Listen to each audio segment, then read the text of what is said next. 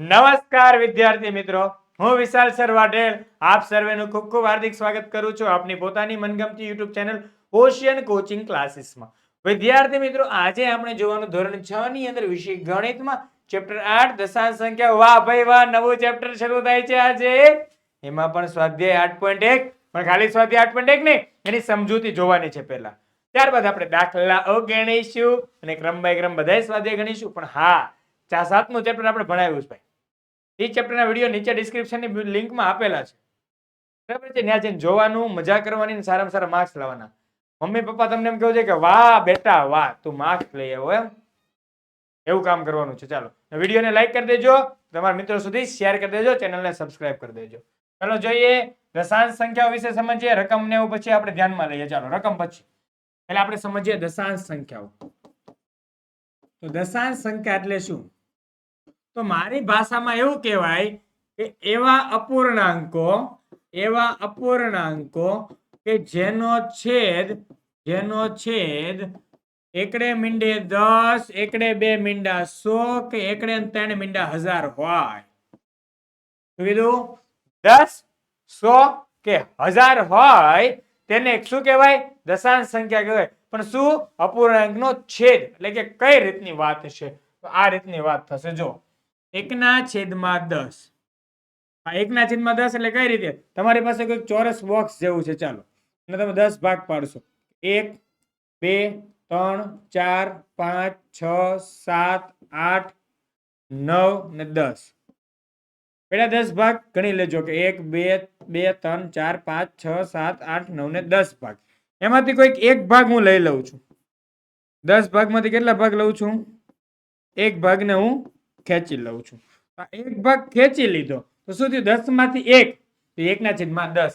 પણ આ જ સંખ્યાને દશાંશમાં દર્શાવી હોય, દશાંશ ચિહ્નની સાથે દર્શાવી હોય, પોઈન્ટની સાથે દર્શાવી હોય, તો કઈ રીતે દર્શાવાય?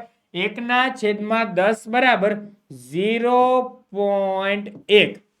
છેદમાં 10 આપ્યો તો છેલ્લે એક આંકડો તમારે આગળ લઈ લેવાનો, બરાબર? પોઈન્ટ તમારે ડાબી બાજુ ખસી જવાનું. એક પોઈન્ટ કઈ બાજુ ખસવાનું? ડાબી બાજુ. કઈ સાઈડ ખસશો? ડાબી બાજુ. છેદમાં કેટલા આપ્યા હોય? 10 આપ્યા હોય. પરંતુ જો છેદમાં શું આપ્યા હોય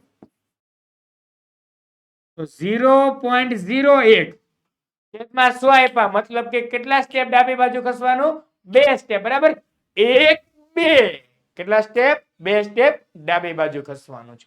અને જો છેદમાં 1000 આપ્યા હોય, 1/1000 આપ્યા હોય, તો કેટલા સ્ટેપ ડાબી બાજુ ખસશો વાલા વિદ્યાર્થીઓ?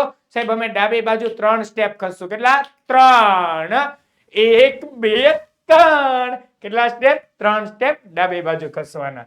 તો શું થાય? 0.001.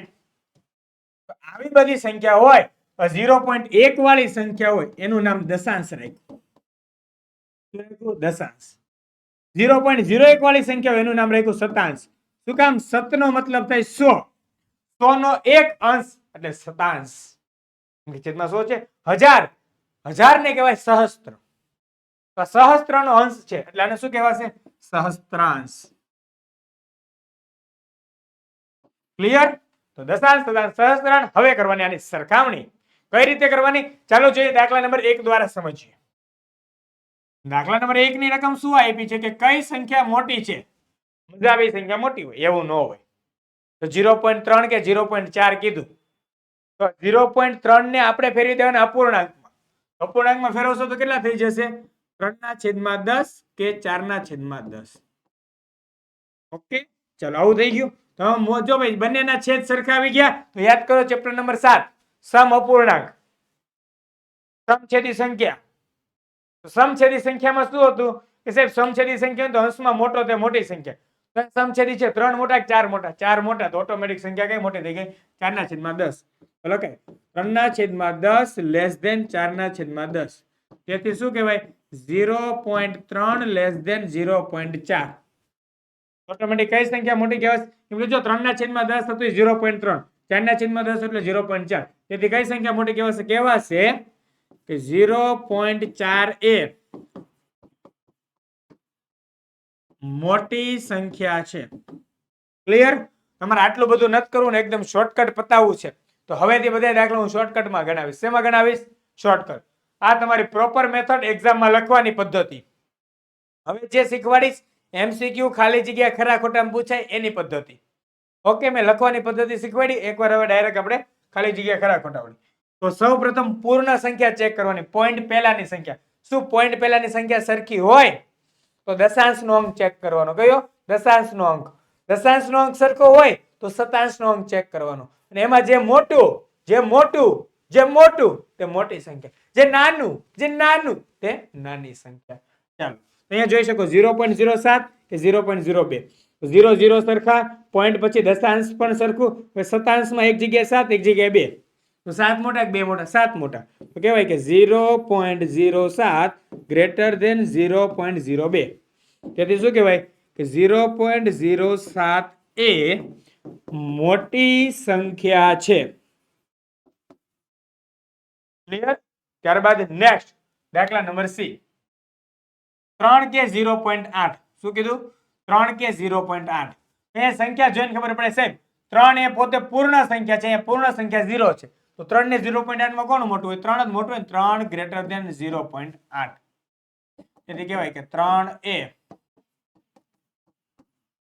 મોટી સંખ્યા છે. ત્યારબાદ નેક્સ્ટ જોઈએ 0.5 કે 0.05. 0.5 કે 0.05. ચેક કરી લ્યો. તો 0 બે સરખા, પોઈન્ટ પછી અહીંયા એક જગ્યાએ 5 એક જગ્યાએ 0. 0.5 કે 0.05 ની અંદર કોણ મોટું કહેવાશે? 0.5 મોટા કહેવાય, કેમ કે દશાંશમાં 5 છે ને દશાંશમાં 0 છે. તો સંખ્યા કઈ મોટી કહેવાય? 5 મોટી કહેવાય. ચાલો એટલે લખીશું. તેથી 0.5 ગ્રેટર ધેન 0.05. તેથી શું કહેવાય? તેથી 0.5 એ કેવી સંખ્યા છે? મોટી સંખ્યા છે. ક્લિયર? ત્યારબાદ જોઈએ નેક્સ્ટ દાખલા નંબર ઈ. 1.23 કે 1.2 એ ચેક કરો. બંનેના પૂર્ણ ભાગ સરખા 1 1. બંનેના દશાંશ સરખા. હા સાહેબ, હવે શતાંશમાં 1.2 માં તો શતાંશમાં કાંઈ નથી. જો કાંઈ ન હોય તો ત્યાં મીંડું હોય, એટલે કે શૂન્ય હોય. કાંઈ ન હોય ત્યાં શું હોય? શૂન્ય હોય. તો શૂન્ય મૂક્યું. ત્યાં 3 મોટા શૂન્ય મોટા? 3 મોટા. તો 1.23 ગ્રેટર ધેન 1.2. તેથી કહેવાય કે 1.23 એ बड़ी वाली संख्या है. क्लियर? नेक्स्ट 0.099 કે 0.19. 0 સરખા. અરે પોઈન્ટ પછી અહીંયા 0 પોઈન્ટ પછી 1 તો 1 મોટો, તો 0.19 મોટો થઈ જશે. બરાબર છે? આપોઆપ હવે તમે સંખ્યા જોઈને કહી શકશો કે 0.099 લેસ ધેન 0.19.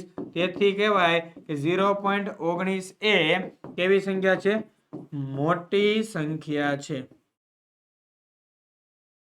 ત્યારબાદ જોઈએ નેક્સ્ટ. અરે વાહ, તમારા માટે ખાસ આવી છે ઓશિયન કોચિંગ ક્લાસીસ ની એપ્લિકેશન. એપ્લિકેશન કરવાની ડાઉનલોડ કરવાની લિંક આપી નીચે ડિસ્ક્રિપ્શનમાં. અને મેળવશો નીચેના તમામ સોલ્યુશન્સ ની પીડીએફ, એટલે કે ધોરણ 3 થી 12 ના બધા જ વિષયના સમજૂતી, સ્વાધ્યાય પોથી, ગાલા સ્વાધ્યાય પોથી, પ્રશ્ન બેંક, એકમ કસોટી, અસાઇનમેન્ટ પ્રશ્નપત્ર અને બીજું ઘણું બધું ભરપૂર અદ્ભુત લાભ લેવા હોય તો તમે લઈ શકો છો, જેની લિંક નીચે ડિસ્ક્રિપ્શનમાં છે. એપ્લિકેશન ડાઉનલોડ કરજો, લાભ લેજો. નેક્સ્ટ ફરી પાછા આવી જઈએ દાખલા નંબર જી ની અંદર. દાખલા નંબર જી 1.5 કે 1.50. સાવ સહેલો. હમણાં શીખવાડ્યું પોઈન્ટ પછી કાંઈ ન દેખાતું હોય તો ત્યાં શું મૂકવાનું? 0. તો ચેક કરી શકો. 1 ના 1 સેમ છે, 1 1 સેમ છે, પોઈન્ટ પછી 5 5 સેમ છે. અહીંયા કાંઈ નથી ને અહીંયા 0 છે, તો બંને 0 જ કહેવાય ભાઈ. તો બંને કેવા થશે? સમાન થશે. એ લખાશે 1.5 બરાબર 1.50. એટલે કહેવાય બંને સંખ્યા સરખી છે. કેવી છે? બંને સંખ્યા સરખી છે. ચલો ત્યારબાદ આગળ જોઈએ વિદ્યાર્થી મિત્રો. H નંબરનો દાખલો 1.431 કે 1.490. એ શું કહેવાશે? તો 1 1 સરખા, 4 4 સરખા, 3 મોટા કે 9 મોટા? 9 મોટા. એટલે કેવાશે 1.431 લેસ ધેન 1.490. તો શું કહેવાય? તેથી કહેવાય કે 1.490 એ કેવી સંખ્યા છે? મોટી સંખ્યા છે. ક્લિયર? 1.490 એ કેવી સંખ્યા છે? મોટી સંખ્યા છે.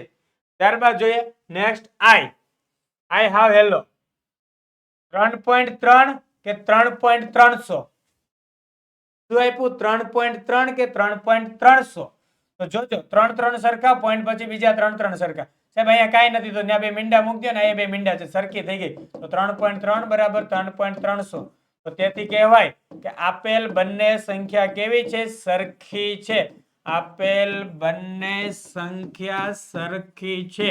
હું બોલું છું એના પર ધ્યાન આપજો. અક્ષર કદાચ ખરાબ લાગે તો ટેન્શન ન લેતા કેમ કે આપણે જે બોલીએ છીએ લખવાનું જ, બીજું કાંઈ નથી કરવાનું. જોજો નેક્સ્ટ 5.64 કે 5.603 5 સરખા 6 સરખા અરે પછી શતાંશમાં 4 મોટા કે 0 મોટા તો 4 મોટા કેટલા કહેવાય કે 5.64 ગ્રેટર ધેન 5.603 તેથી કહેવાય કે 5.64 એ મોટી સંખ્યા છે. ક્લિયર? આવડવું જોઈએ. ત્યારબાદ જોઈએ નેક્સ્ટ. એમ કીધું જો પ્રશ્ન 2 તમારી માટે જાતે હોમવર્ક છે કે આ પ્રકારના 5 વધુ ઉદાહરણો બનાવો ને તેમાંથી મોટી સંખ્યા શોધો. તો 5 ઉદાહરણો તમારે બનાવવાના. તેમ છતાં હું ઉદાહરણ આપી દઉં છું. મોટી સંખ્યા કઈ છે ખાલી કહી દઈશ, બાકી કઈ રીતે ગણવું એ તમને ખબર છે. ઓકે ચાલો 5 ઉદાહરણો લખી નાખું છું. 5.32 કે 5.34. ત્યારબાદ નેક્સ્ટ 0.33 કે 0.321. નંબર 3 0.789 કે 0.7891. આગળ જોઈએ ચોથો દાખલો 33.435 કે 33.4350. નંબર 5 99.987 કે 99.978. ચાલો જવાબ આપી દઉં છું. મોટી સંખ્યાનો પણ કઈ રીતે તમારે જોવાનું. 32 34 મોટા, 33 મોટા, 330 થઈ જાય, 321 થઈ જાય, 700 નહીં અહીંયા 89 છે, 700 પણ નથી પણ અહીંયા 78 91 છે, 78 90 થાય. 78 91 મોટા. આ બંને સરખી થશે. કેવી થશે? સરખી. અહીંયા 987 મોટા. ક્લિયર? જોઈએ નેક્સ્ટ. અરે વાહ, અહીંયા સ્વાધ્યાય 8.1 આપણું થાય છે પૂરું. તો ફરી મળીશું નેક્સ્ટ વિડીયોની અંદર સ્વાધ્યાય 8.2 સાથે નવા જોશ જુસ્સા સાથે. નોટ પેન લઈને રેડી થઈ જજો વિદ્યાર્થી મિત્રો ફટાફટ. ત્યાં સુધીમાં આપણે રજા લઉં છું વાલા વિદ્યાર્થીઓ. જય હિન્દ, જય ભારત, જય જય ગરવી ગુજરાત.